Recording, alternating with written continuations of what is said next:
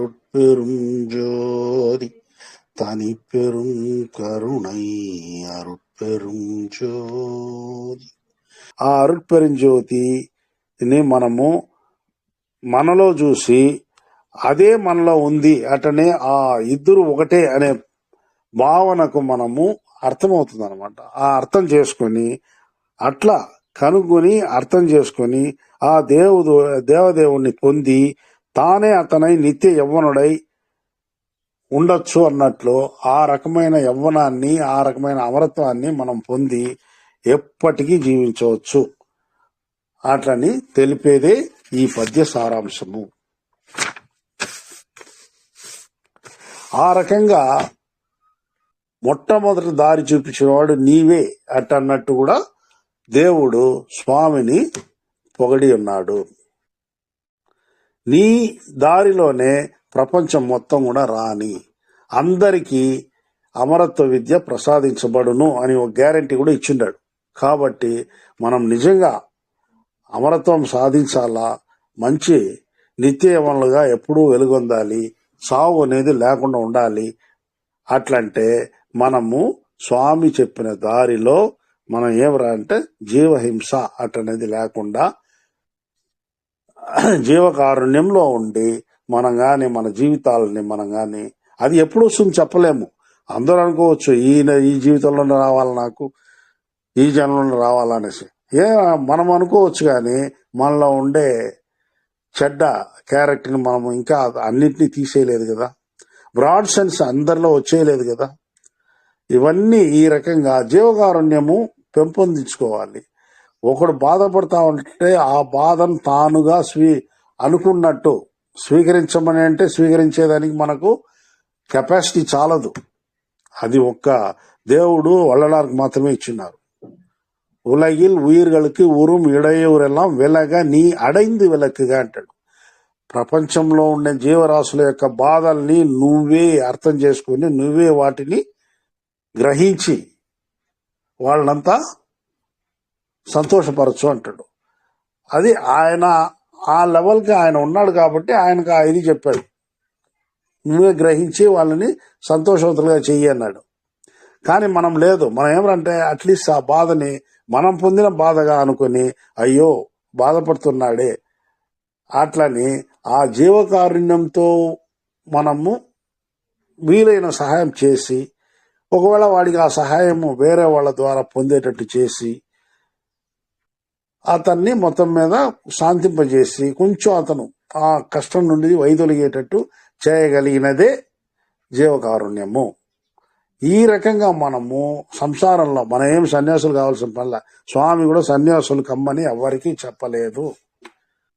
ఎందుకంటే సన్యాసులను ఫీడ్ చేయాల్సిన సంసారి అంటాడు ఒక చోట. సంసారి అంత అన్నం వేస్తాయి కదా, నీకు సన్యాసి అన్నం దొరుకుతుంది.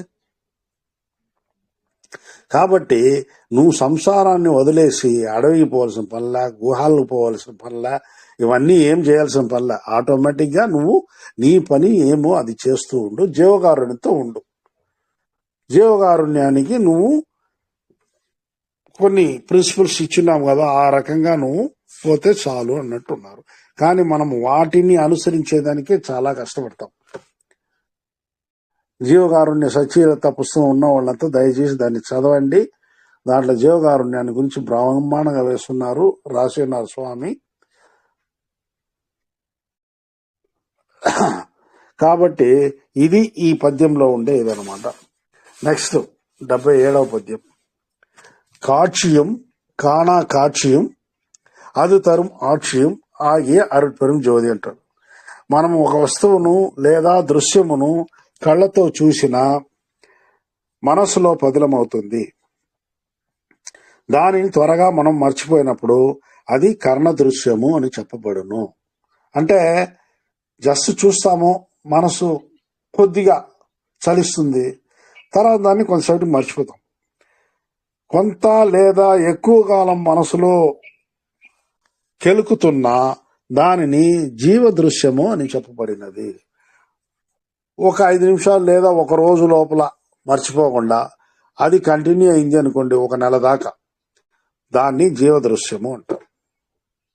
అట్లాగే ప్రాణం ఉన్నంత వరకు మరిచిపోని దృశ్యము సంఘటనను ఆత్మ దృశ్యము అంటారు. దీనికే ఇంకొక పుట్టుక పుట్టాలా అంటారు. మనల్ని హృదయం కదిలించింది అనుకోండి ఏదైనా ఒక దృశ్యం చేత, దానికి మనం చేయాల్సిన పని ఇదేని సంకల్పించుకుంటాము. అది మనకు లైఫ్ లాంగ్ దాన్ని మర్చిపోలేని పరిస్థితిలో మనం ఉంటే దానికోసం మనం ఇంకొక జన్మ తీయాలా ఎత్తాలా అంటారు. అంతవరకు జన్మ లేదు అంటారు. ఇక్కడ జన్మ లేకుండా ఉంటేది చాలా, నన్ను అడిగితే దురదృష్టం అంటాను. జన్మ నెక్స్ట్ వస్తా ఉంటేనే మనము కొద్దిగా మనకు మనమే సంస్కరించబడి వల్లలారి దారిలో పోయేదానికి బాగుంటుంది అనమాట. అది లేకుండా జన్మ లేకుండా పడి ఉంటాం అనుకోండి, అప్పుడు ఏమి కోమాలో ఉన్నట్టు, ఏ ప్రయోజనం లేదు, మన ఆత్మకు కూడా ప్రయోజనం లేదు. కాబట్టి జన్మరాహిత్యము అనేది దయచేసి వదిలేయాలి. స్వామి చెప్పేది అదే అనమాట. జన్మ లేకుండా ఉంటే ఏం రా వస్తుంది నీకు అంటాడు. దానివల్ల ప్రయోజనం లేదు, మట్టిలో పూడిపోయి ఉంటుంది. ఇంకా ఆయన 6వ తిరుమురైకి రాకముందు 5 తిరుమురైలో కొన్ని విషయాల్ని ఆయన ఒక ప్రోజ్ ఉరైనడై పగుది అంటారు. ప్రోజ్ అంటే ఇది వచన భాగంలో చెప్పింది ఏదిరా అంటే, ఒక్కొక్కరికి 7 జన్మలు ఉన్నాయి. అది పరిణామ కార్యక్రమంలో ఆ 7 జన్మలు అయినాక, మనిషిగా పుట్టి 7 జన్మలు అయినాక 7వ జన్మ నుండి అతనికి ఎప్పుడు అతని 7వ జన్మ ప్రాణం పోతుందో ఆ రోజు నుండి నెక్స్ట్ ఈ మహాయుగంలో తిరిగి, సపోజ్ ఇప్పుడు కలియుగం అనుకుందాము, ఈ కలియుగంలో అతనికి ఇప్పుడు ప్రాణం పోయి 7 జీవితాలు అయిపోయినాక నెక్స్ట్ కలియుగంలోనే తిరిగి మొదటి 49 జన్మలకు అర్హుడు అంటాడు. అంటే ఇవి మన పురాణ ఇతిహాసాల్లో రాసి ఉండే ఇదనమాట. కానీ దాన్ని ఛేదించాడు ఆయన. అట్లా లేదు, నీకు కంటిన్యూగా వస్తూనే ఉంటుంది అంటాడు. కాబట్టి ఎవరు భయపడాల్సిన పనిలే. మనం నెక్స్ట్ ఇంకో మహాజన్మ అయ్యేంత వరకు 7 జన్మలు అయిపోతే గమ్మని పడి ఉంటాము జన్మ లేకుండా. అట్లా అనేది అంతా కొంతమంది భయపడతారు, కొంతమంది ఏమరా అంటే వేరే రకంగా ఫాలో అయ్యేవాళ్ళు, అబ్బా మనకు జన్మ లేదు ఇంకొక మహాయుగం దాకా అనుకుంటారు. కానీ జన్మ లేకుండా ఉండేది మాత్రము చాలా కష్టమైన పని కాదు, కానీ లాభం లేని పని. కాబట్టి మనము ఈ ఆత్మ దృశ్యం అనేదాన్ని మర్చిపోము, కాబట్టి ఇంకొక జన్మను తీస్తూ ఉంటాము. ఈ ఆత్మ దృశ్యము మరుజన్మలో కూడా విడువకుండా మనల్ని అనుసరించును. నిజమైన జ్ఞానం మాత్రమే మనకు జన్మలకు మనతోనే ఆత్మతో కలిసి ప్రయాణించుండును. నిజమైన జ్ఞానము. కాబట్టి జ్ఞానము ఒక్కటే మనతో వచ్చేది. మన చేసే మంచి చెడులు కూడా మనతో పాటే వస్తుంది. ఆ జ్ఞానము వస్తుంది, మంచి చెడు. జ్ఞానము వచ్చి దేవుణ్ణి చేరేదానికి మనకు ఉపయోగపడుతుంది. మంచి చెడు మన జీవితాల్లో మనకు జీవితాన్ని, ఆ ప్రపంచంలో ఆ జీవితాన్ని మనం గడిపేదానికి కావాల్సిన అది మనకు ఉపయోగపడుతుంది అనమాట. ఈ ఆత్మ దృశ్యము మూలమై ఉన్నది కరణ దృశ్యమే. కానీ ఫస్ట్ ఆత్మకే ఆ దృశ్యం కనిపించదు. ఫస్ట్ మనం కనిపించేది మనస్సు ద్వారా కళ్ళతో చూసేదే ఒక దృశ్యము. ఆ దృశ్యం యొక్క ఎఫెక్ట్ ని బట్టి, మన యొక్క ఫీలింగ్స్ ని బట్టి, మన క్యారెక్టర్ని బట్టి ఆ దృశ్యము టెంపరీయా పర్మనెంటా అనేది మనలో మన మనస్సు ఆత్మ నిర్ధారించుకొని దాన్ని బట్టే మనకు దాని యొక్క రిపీట్ అవుతా ఉంటుంది అనమాట. ఇది కాబట్టి ఇప్పుడు మనం ఏమి చిన్న దృశ్యాలు, కొన్ని దృశ్యాలు మామూలుగా మనకు దాని మీద ఇంట్రెస్ట్ ఉండదు, అది మర్చిపోతూ ఉంటాము. కొన్ని దృశ్యాలు మనకు అట్లే మనస్సుని ద్రవింపజేస్తుంది. అటువంటి దృశ్యాలని మనము మర్చిపోము. కానీ ఈ ఆత్మలో నిక్షిప్తమయ్యే ఆ దృశ్యము కూడా మర్చిపోని ఇది కూడా మొదట మనము కరణ దృశ్యం చేతనే దాన్ని చూడాల్సి వస్తుంది. కాబట్టి ఇక్కడ మనస్సు, కళ్ళు చాలా ప్రధానము. ఈ ఇంద్రియ దృశ్యము మనకు అనుభవం చెందవలనన్నా మనము మనస్సు గల 6వ ప్రాణిగా, మనిషిగా పుట్టవలసినదే. మిగతా ఏ ప్రాణులకు గాని మనస్సులో ఈ రకంగా దాన్ని పదిలపరుచుకునేది వేరే ప్రాణులకు లేదు. 6వ ప్రాణంతో పుట్టిన మనిషి వల్లనే మనిషికే మనస్సు అనేది ఉంటుంది. ఆ మనస్సే 6వ ప్రాణంగా చెప్పబడింది. కాబట్టి మనస్సు ఉన్న మనిషికే ఇవన్నీ కూడా ప్లస్ మైనస్లు 2 ఉన్నాయన్నమాట. 5 ప్రాణుల వరకు వాటికి పాప పుణ్యములు కూడా లేవు.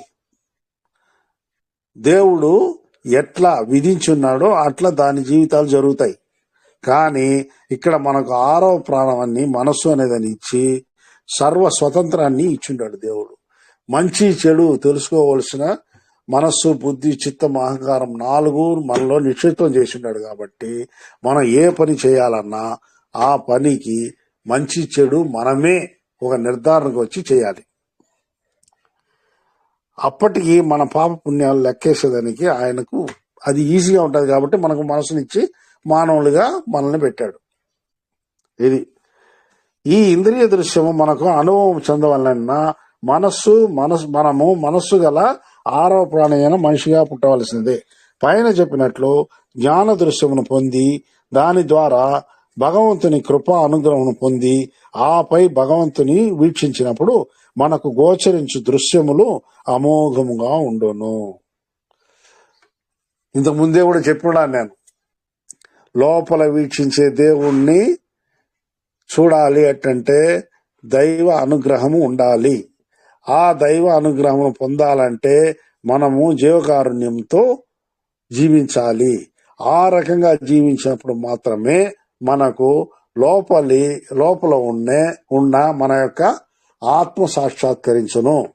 ఆత్మ సాక్షాత్కరించిన తర్వాతనే దైవము యొక్క టోటల్ ఆయన యొక్క భావము, ఆయన ఎట్లా, దేవుడు అంటే ఎవరు, ఏది, ఎక్కడ అనే విషయాలు ఆ తర్వాతే మనకు తెలుస్తుంది.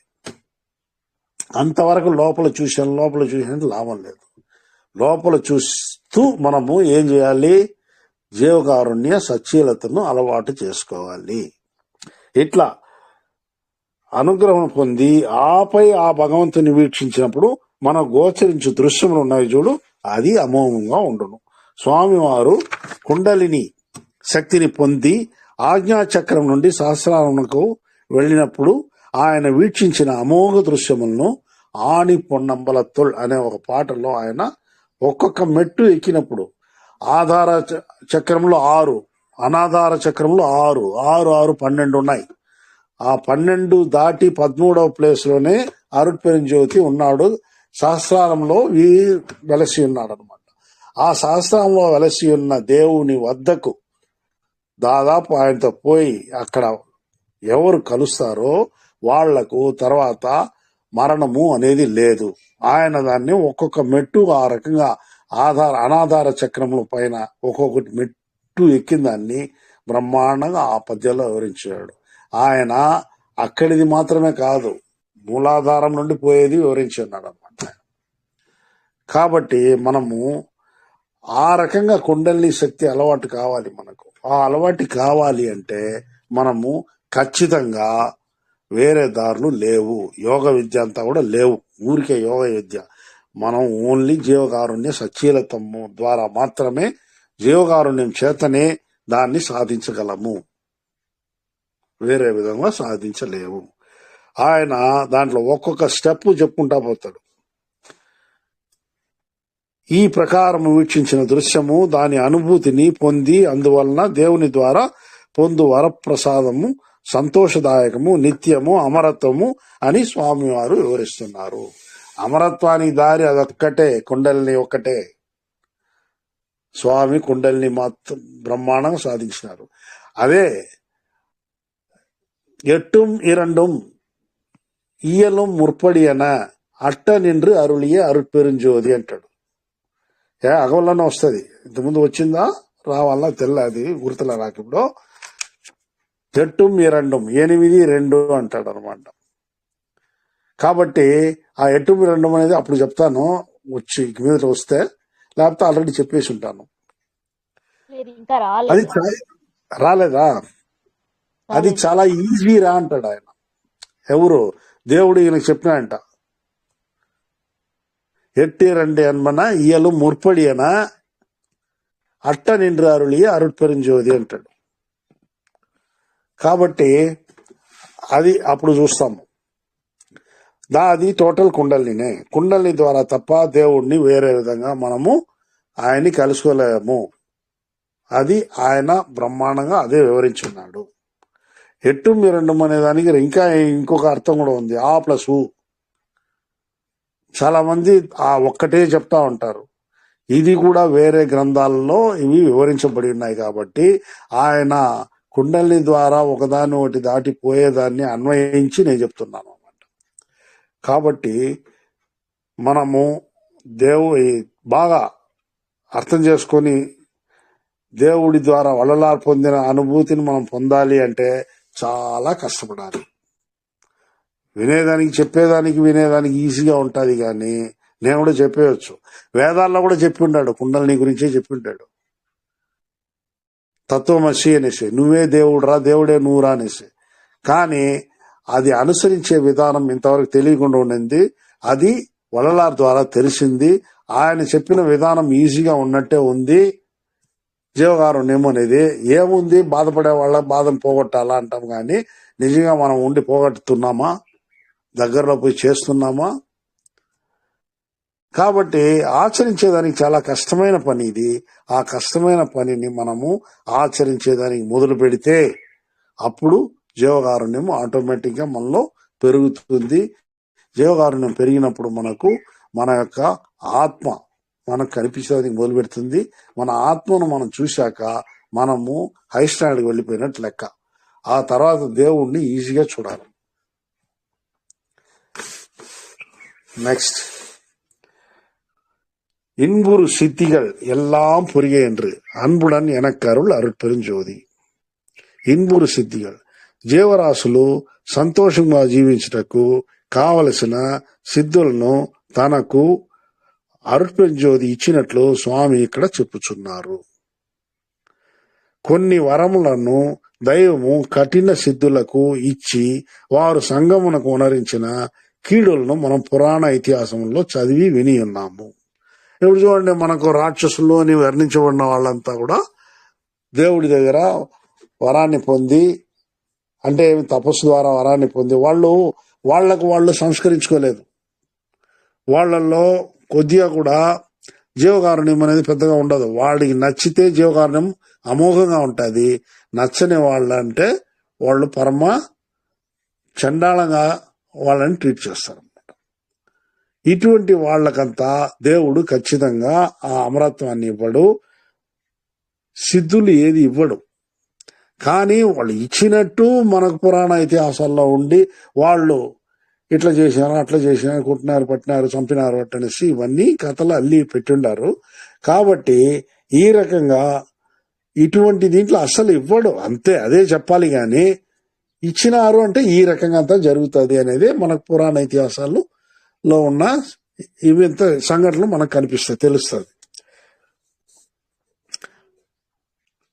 అట్టివారు దేవుని వద్ద ఎట్టి సిద్ధులను పొంది ఉన్నా తుదకు అంతమొంది ఉన్నారు. కడన చూడు, ఆ రాక్షసుడు, ఆ రాజు, ఆ ఇది చచ్చిపోయి ఉంటాడు. ఆ మరణాన్ని జయించలేదు వాళ్ళు. కాబట్టి ఇప్పుడు స్వామి పొంది ఉన్న సిద్ధుల ద్వారా జీవులలో ప్రేమ, దయ, కరుణలను పెంపొందించే వరము ఆయన పొందిండేది. కాబట్టి ప్రపంచంలో పరమును, ఇహములో ఆ జీవరాశులు పొంది సంతోషంతో జీవించడం కావలసిన ఫౌండేషన్, పునాదిని వేయిచున్నారు. స్వామి ఏం చేస్తున్నారు అంటే ఆయనలో ఉండే ఆ ప్రేమ, దయ, కరుణల వల్ల అన్ని జీవరాశులు సంతోషంగా బ్రతకాలి. అట్లనే ఒక దానిపైనే ఈ దారులన్నీ మనకు చెప్పి జీవకారుణ్య బోధనలే ఆయన చేస్తున్నాడు. దీనివల్ల ఏమరా అంటే పరంలో ఉన్న సంతోషము. ఇప్పుడు దేవతల గురించి చెప్తాం కదా, దేవలోకంలో ఇట్లుంటది అట్లుంటది, అంత హాయిగా ఉన్నారు, అది ఇది సంతోషమే, వాళ్లకు ఆకలి అయ్యేదు, ఇట్లంతా ఆ రకమైన సంతోషాన్ని ఇక్కడే భూమి మీద అందరూ పొందవలేను అట్లనే సంకల్పంతోనే ఈయన వల్లలార్ గారు ఆ ఫౌండేషన్ పునాదిని ఇక్కడే వేసి ఉన్నారు. జీవకారుణ్యంతో ఉండండిరా, మీ దేవలోకమే కిందికి దిగేస్తుంది అంటాడు ఆయన. కాబట్టి ఇప్పుడు అన్ని చోట్ల ఎందుకంటే మనం ఫస్ట్ దేవలోకానికి డిఫరెన్స్ అక్కడ ఆకలి అయ్యేదు, ఎప్పుడు ఆకలి లేదో మన ఇష్టంగా ప్రవర్తించవచ్చు కదా. కాబట్టి ఇక్కడ కూడా అన్నదాన కార్యక్రమాన్ని ముఖ్యంగా అక్కడి నుండి స్టార్ట్ చేస్తున్నాం. ఎవరు ఎక్కడ ఎట్లా ఆకలి అనే మాట వినిపించకుండా అందరూ బ్రతకాలి. కాబట్టి ఇప్పుడు గుళ్ళల్లో మొదట ప్రసాదం అని కొద్దిగా ఇచ్చేవాళ్ళు ఇప్పుడు అన్నాన్నే వేస్తున్నారు అనమాట. ఎక్కడ చూడు అన్నదానమే గుళ్ళల్లో జరుగుతూ ఉంది. ఇంకా ఇది అక్కడక్కడో జరగాల, రోడ్స్ల్లో, వీధుల్లో, ఆ ఊర్లకు ముందు పోయే దారులలో ఎక్కడ కానీ అన్నదానము ఎక్కడ పడితే అక్కడ ఉంటే ప్రజల్లో ఆకలి అనేది లేకుండా పోతుంది. ఇంకొక రంగం ఏమరంటే సోంబేర్లు ఎక్కువైపోతారు, పనులు ఏం జరుగుతాయి, అట్లేం లేదు. పనులు జరిగేదానికి ఆ పనులంతా కూడా ఈజీ అవుతా ఉందన్నమాట. ఇప్పుడు వన్స్ అపాన్ ఏ టైము పంటలు కానీ ఇంకొకటి ప్రొడక్షన్ కానీ ఎంత కష్టంగా ఉండేది. 2 ఎద్దులను పెట్టి కపిల నీళ్లు తీసి టోటల్ గా వాడి జీవితంలో ఒకడు 5 ఎకరాల్లోకి వాళ్ళు నీళ్లు పోసి ఒడ్లు పండించేది వన్స్ అపాన్ ఏ టైం. అంతకుముందు ఏట్రం అంటారు, అంటే పల్లం నుండి నీళ్లు తీసి మనుషులే తీసిపోసేది అనమాట. అది ఉండింది. తర్వాత ఎద్దులను పెట్టి కపిల అనేసి కపిల తోలి ఇప్పుడు ఎన్ని 50 ఎకరాలైనా 500 ఎకరాలైనా డ్యామ్ వాటర్ వస్తుంది, ఇంకో పక్క బోర్ వాటర్ ఉంటుంది. ఎంత పంటలు పండించే పనులంతా జరుగుతూ ఉంది. అన్ని మేడ్ ఈజీ అవుతా ఉంది అనమాట. కారణం ఏమిటంటే జ్ఞాన పెంపుదల. అది విజ్ఞానం అనొచ్చు, ఇంకో జ్ఞానం అనొచ్చు. ఈ జ్ఞాన పెంపుదల వల్ల ఇదంతా ఏమరా అంటే మన యొక్క భూమిలో మన ప్రాబ్లమ్స్, మన కష్టాల్ని తొలగించే పనులేవి.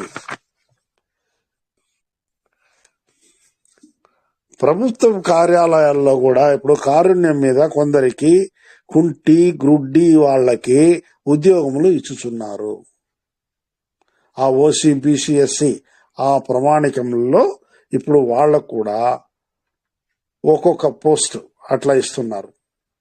ఇచ్చి వాళ్ళకు కూడా జీవితాన్ని కల్పిస్తున్నారు. అంటే గవర్నమెంట్ లెవెల్లో కూడా దీనికి అంటే కారుణ్యానికి కొద్దిగా స్థానం లభించుండాలి.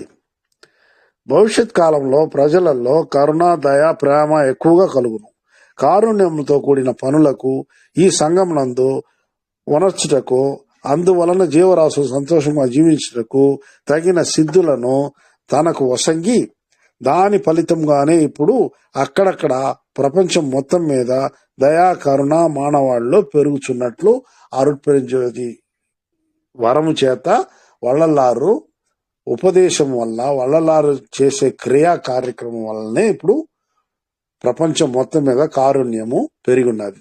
దానికి ఆయనే కారణం అని ఎట్లా చెప్తావు అంటారు. ఆయనే అన్నాడు ఇప్పుడు ఏమని, అన్ని జీవరాశులలోనూ నేను వాళ్ళల్లో పోయి కలుస్తాను, వాళ్ళల్లో కారుణ్యము, జీవకారుణ్యము పెంచుతాను, ఇంకా వచ్చే కాలం అంతా కూడా జీవకారుణ్యమే జరిగేటట్టు నేను చూస్తాను అనేసి ఆయన అంతిమ కాలంలో చెప్పున్నాడు అనమాట. అంతిమ కాలం అంటే ఆయన అంతిమ కాలం కాదు, కానీ ఆయన మనకు డిసపియర్ అయ్యే ముందు చెప్పిన మాటలు ఇవే.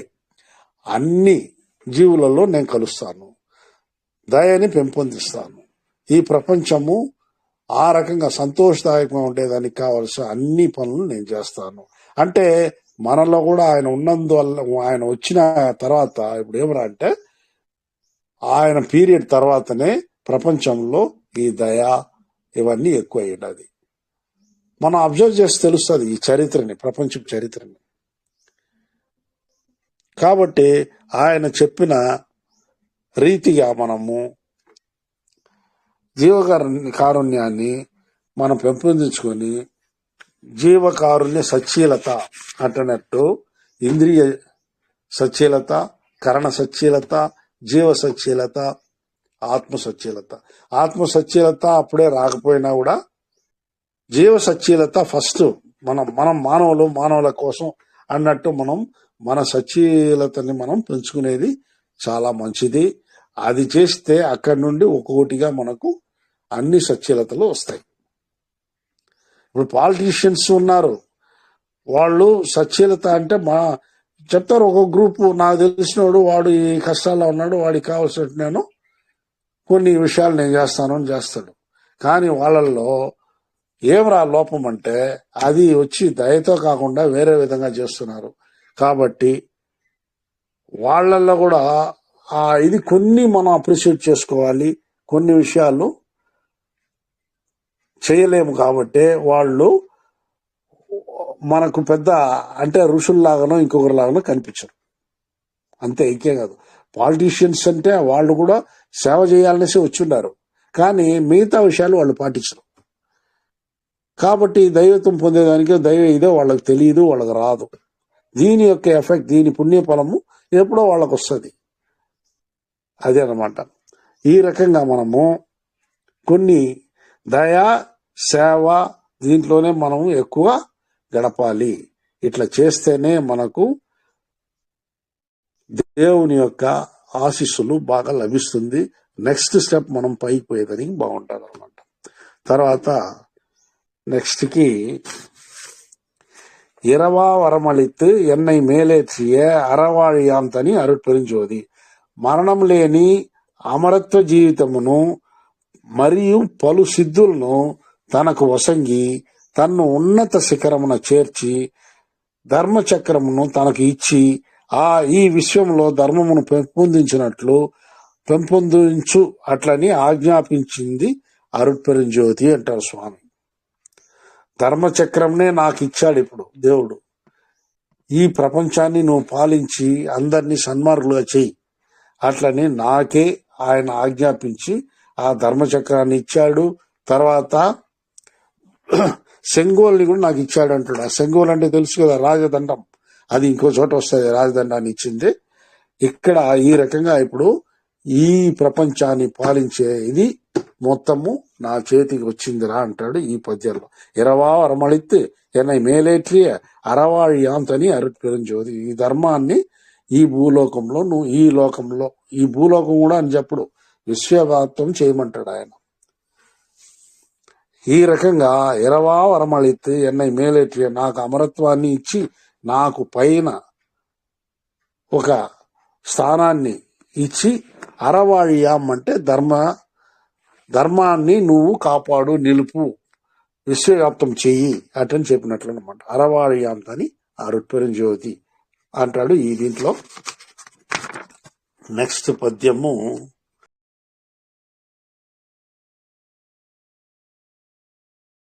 నానంతం ఇల్లా నలంపెర ఎనకే ఆనందం నల్గి అరుట్పరింజ్యోతి.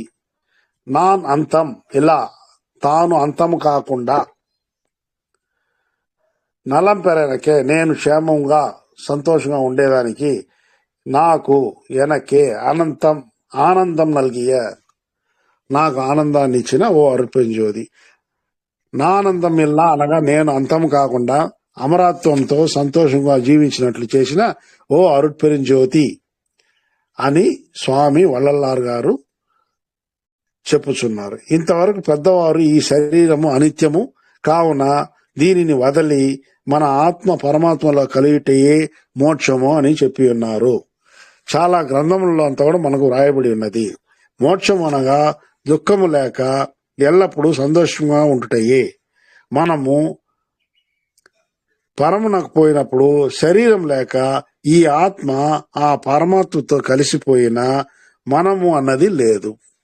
మనం కలిసిపోయినాం అనుకోండి, మన ఇండివిజువాలిటీ లేదు కదా. పరమాత్మ కలిసిపోతే ఈ ఆత్మ జీవాత్మ మనకు ఇండివిజువాలిటీ ఉందా? లేదు. కాబట్టి ఈ శరీరంతో ఆ పరమాత్మ ఉనికిని తెలుసుకుని ఆ పరమాత్మతో సంబంధము ఏర్పరచుకుని నిత్య నూతన జీవితమును గడుపుచు అమరత్వం పొంది జీవించుటే సన్మార్గం. సన్మార్గం ఏరా చెప్తా ఉందంటే, నువ్వు ఈ శరీరంతోనే పరమాత్మ ఉనికిని తెలుసుకొని ఆ పరమాత్మతో సంబంధం ఏర్పరచుకొని నిత్యము నూతన జీవితమును గడుపుచు అమరత్వం పొంది జీవించుటయే సన్మార్గము. అనగా ఆ పరమాత్మతో పాటు మనము నిత్య యవ్వనులుగా నిత్యముగా జీవితమును ఎల్లప్పటికీ అమరత్వంతో జీవించుట అనేసి అర్థం అన్నమాట. ఆయన పర్మనెంట్, మనము పర్మనెంట్ అని స్వామిపై ఈ శ్లోకంలో చెప్పిన్నారు. కాబట్టి ఇది ఇంతవరకు 80 అయింది, 160 లైన్స్.